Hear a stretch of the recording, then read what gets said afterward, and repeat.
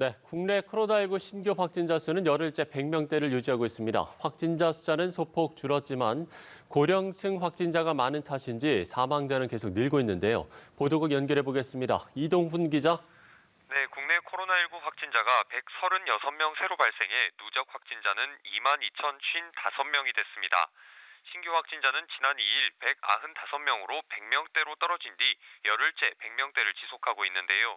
신규 확진자 136명 가운데 해외 유입 18명을 뺀 118명이 국내 지역 사회 감염자입니다. 국내 감염자 가운데 서울 50명, 경기 28명, 인천 8명 등 수도권에서 86명 발생해 72%를 차지했습니다.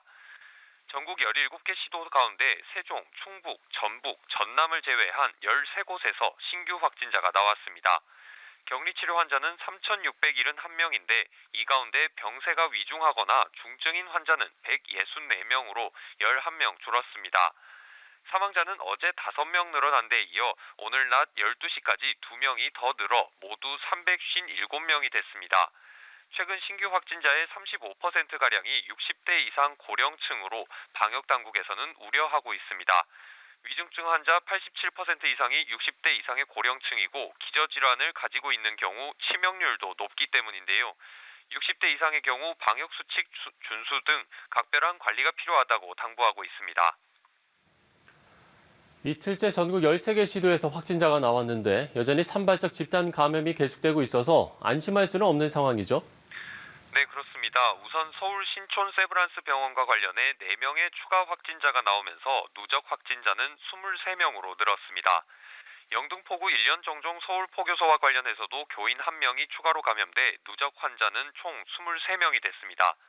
송파구의 쿠팡 물류센터와 관련해서는 접촉자 조사 중 직원이 사는 고시원 관련해 3명의 확진자가 더 나와 관련 확진자는 19명이 됐습니다. 새로운 집단 감염도 확인됐습니다. 강남구 K보건산업과 관련해 지난 8일 첫 확진자가 나온 뒤 현재까지 총 10명의 확진자가 나왔습니다. 사업 설명회, 요양시설 관련 집단 감염도 이어지고 있습니다.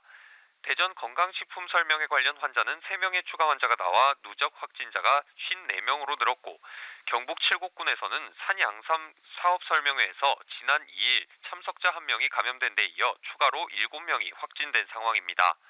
경기 이천에서는 주간보호센터, 충남 금산군에서는 섬김요양원 등 고령층 이용시설 내 집단 감염이 이어져 누적 확진자는 각각 18명, 10명이 됐습니다.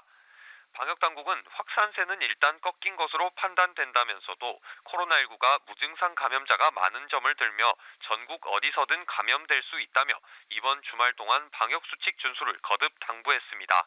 지금까지 보도국에서 전해드렸습니다.